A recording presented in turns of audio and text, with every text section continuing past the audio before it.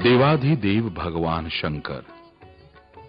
शंकर का स्मरण होते ही एक वाक्य स्मरण में जुड़ जाता है, सत्यम शिवम सुंदरम। अर्थात जहां सत्य है वहीं शिव हैं, और जहां शिव हैं वहीं सौंदर्य भी है। सौंदर्य की चर्चा आते ही अनायास ही स्मरण में आता है हिमाचल प्रदेश यानी देवभूमि।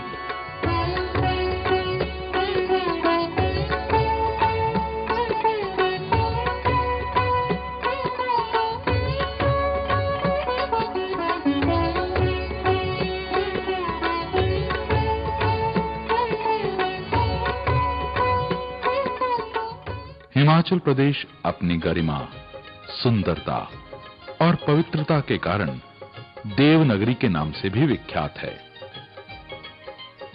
मेश्वर महादेव के भी मंदिर हैं।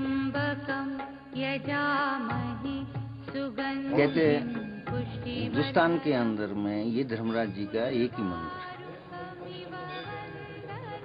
और जो इतिहासकार हुए हैं उनका अपना अपना लेख है। कोई कभी का बताता है तो कोई कभी का बताता है, लेकिन सही स्थिति इसकी सतयुग की है। तो ये धर्मराज जी का नौनाथ 84 सिद्धों से संबंधित होने के साथ धर्मराज जी आए थे, फिर यहाँ स्थापित हुए हैं। हिंदुस्तान के अंदर ये एक ही मठ है, एक ही जगह है धर्मराज जी की, दूसरी कोई जगह नहीं। तो ये जगह जो है शिव भूमि कहलाई, कैलाश की भूमि कहलाई। यहाँ से 26 किलोमीटर कैलाश है, जिसको मणिमहेश कहते हैं। रात को वहाँ दर्शन भी हो जाते हैं, भाग्यशाली अगर रुकता हो जागता हो तो मणि के दर्शन भी हो जाते हैं। और इस साल तो बहुत खुले दर्शन हुए, जो भी यात्री आ रहे हैं वो बता रहे हैं कि बहुत खुले दर्शन हो रहे हैं। अब रही बात दूसरी, तो कहते हैं कि ऋतम पिबंतो सुकृतस्य लोकी गुहां प्रविष्टो परमे प्रालब्धे छाया तपो ब्रह्म विदो वदंती पंचांगने चित्रनाचिकेता। समय अपना काम करता है, समय बलवान है, लौकिक भाषा में भी कहते हैं समय अपना काम करता है। इस जगह की भी जैसा जैसा समय होता गया वैसे वैसे इसका उत्थान और पतन भी होता गया। संसार के अंदर शैल ब्रह्मा नाम का एक राजा आया था, जिसकी शिवजी महाराज ने कोर्ट ठीक की थी। उन्होंने फिर इन मंदिरों की स्थापना की, अपनी राजधानी यहाँ बनाई। संसार के अंदर 7वीं शताब्दी। उसके बाद में उनको आदेश हुआ कि यहाँ से अपनी राजधानी तुम ले जाओ, तो वो ले गए नीचे। फिर उन्होंने अपनी राजधानी अपनी लड़की के नाम से बसाई, जिसका नाम रखा चंबा, और उनकी लड़की का राजकुमारी का नाम था चंपावती, जिसकी समाधि भी। फिर समय एक ऐसा आ गया कि सब खंडन मंडन हो गया था। अब इनका जीर्णोद्धार भी बहुत जरूरी था, और एक सिद्ध भी कम था। फिर उस समय के अंदर में वो एक सही समय न मैं बता सकता न कोई, कि तपस्वी जी महाराज श्री जयकृष्ण जी महाराज नागा बाबा जिनको कहते हैं, और जिनकी यहाँ समाधि है, वो तपस्या करने यहाँ आए थे। कैलाशपति का उनको आदेश हुआ कि अब भरमौर का जीर्णोद्धार करो और भरमौर का उत्थान करो। तो आप जो है कैलाश से नीचे आए, यहाँ आकर के ये 10नामी अखाड़ा है, धर्मराज जी का स्थान भी है, और इसको 10नामी अखाड़ा भी कहते हैं। तो समय जैसा जैसा पलटा खाता गया, वैसे वैसे इस 84 का भी और इस कैलाश भूमि का भी उत्थान और पतन होता है। और धर्मराज जी का मंदिर जो है वो हिंदुस्तान के अंदर सिर्फ ये एक ही। कहते हैं मरने के बाद भी यहाँ हाजिरी लगती है। हाँ, आज भी प्रमाण है इस बात का। अगर कोई कहता है कि ऐसा नहीं है तो बैठे मेरे पास, प्रमाण मिलेगा उसको। आज भी ऐसा है। अब कैलाश के अंदर में बहुत से भगत ऐसे जाते हैं कि वहाँ कुछ नहीं है जी, पत्थर पड़े हैं, ऐसा वैसा। मैं कहता हूँ कि रात को जाकर के देखो, जागरण करके देखो। जिस लाइट की तलाश के अंदर में योगी भटकते, सारे भटकते, उस लाइट के दर्शन यहाँ होंगे। अब ये धर्मराज जी जो है ना, इनके सामने एक यंत्र बना हुआ है सीढ़ियों, पहली सीढ़ी के ऊपर ही कहते हैं कोई पुण्य आत्मा जब शरीर छोड़ती है तो उसको इस यंत्र पे लाके खड़ा किया जाता है। इससे नीचे जो है चित्रगुप्त, जो आपका और हमारा सबका लेखा जोखा लिखते रहते। जब यमदूत इस शरीर को पकड़ करके लाके उनके हवाले करते हैं तो वो खड़े होकर के चौपड़ा खोल के जहां ये वो बना हुआ है बार सामने, वहां उस आत्मा को, जो पाप आत्माएं होती है या कोई और ऐसी होती है, उनको वहां खड़ा किया जाता है। वहां से वो उसका सुनाते हैं और पूछते हैं। धर्मराज दादा यहाँ से हुक्म करते हैं। ये 2.5 पौड़ी भी कहलाई है। इसको क्या कहते हैं? 2.5 पौड़ी भी कहते हैं। 84 लाख जोनियों की पौड़ी है और एक अधोगति की आत्मा की आदि पौड़ी जो है वो अधोगति आत्मा की पौड़ी, जो अधोगति में जीव जाते हैं। आदि उन्हीं आत्माओं के लिए हैं जो आपघात करके यानी आत्महत्याएं कर जाते हैं, ऐसा उनके लिए वो आदि पौड़ी है। फिर वो आत्माएं भटकती रहती है, जैसे अपने कहते हैं भूत हो गए, प्रेत हो गए, है ना। तो सामने है चित्रगुप्त जी, वहां से वो बताते हैं कि इस नाम का ये जीव आया है। यहाँ से धर्मराज जी उसके लिए फैसला सुनाते हैं और हुक्म करते हैं कि इनको इस जगह पे भेजा जाए। है धर्मराज जी की जगह हिंदुस्तान के अंदर एक ही है, बहुत चेतन है, मानो तो देव नहीं तो पत्थर। वैसे तो हिंदू संस्कृति बहुत सूक्ष्म से सूक्ष्म है और विशाल से विशाल है। अब 2 ही शब्दों के अंदर हर बात को खुलासा कर दिया, खत्म कर दिया। ए आत्मा है ब्रह्म, यही आत्मा को ब्रह्म समझ करके इसकी उपासना कर लो। तुम्हें किसी चीज की उपासना करने की आवश्यकता ही नहीं है।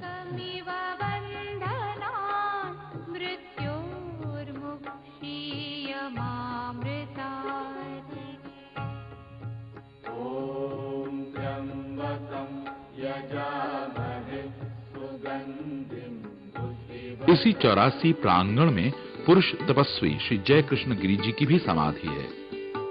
84 मंदिर में इन दिनों श्रद्धालुओं की भीड़ से एक मेले का अनुभव होने लगता है। शिव भक्ति में लीन ये शिव भक्त भगवान शिव के डमरू को बजा रहा है, मानो आज डमरू भी कह रहा हो, भोले भोले भोले।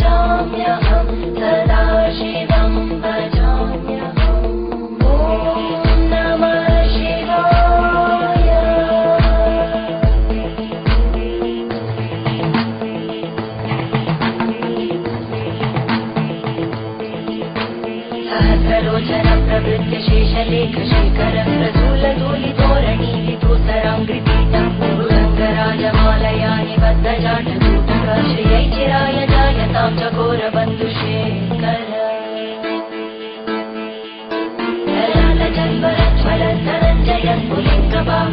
पञ्चदायकं नमन्निलिम्बनायकं सुधामयूखलेखया विराजमानशेखरं महाकपालि सम्पदे शिरोजटारः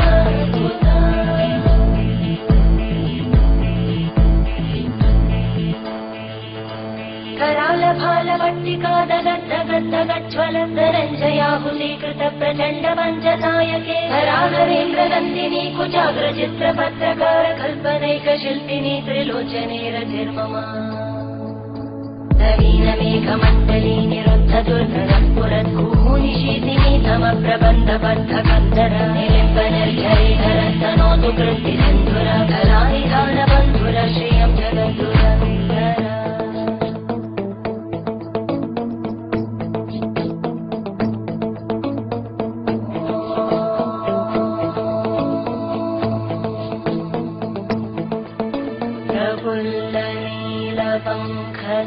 प्रपञ्चकारिमप्रभावलं विकण्टकन्दली रुचिप्रबद्धकन्दरं मरच्चिदं पुरच्चिदं पवच्चिदं मखच्चिदं गजच्चिदान्धकच्चिदं तमन्तकच्चिदं भजे अखर्व सर्वमङ्गला कलाकदम्बमञ्जरी रसप्रवाहमाधुरी विजृम्भणा मधुव्रतं मरान्तकं पुरान्तकं भवान्तकं मखान्तकं गजान्तकान्तकान्तकं कमन्तकान्तकं भजे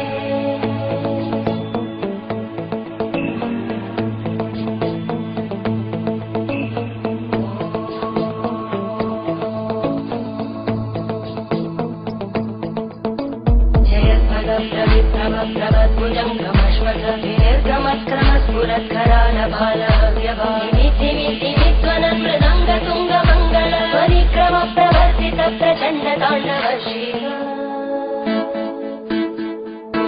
त्रिशक्तिचक्रकल्पयोर्भुजङ्गमौक्तिकर्तजोरिष्ठरत्नलोष्टयो सुहृद्विपक्षपक्षयो नारविन्दचक्षुषो प्रजामहि महेन्द्रयो नमः प्रवृत्तिवक्कदा सदा शिवं भजाम्यहम्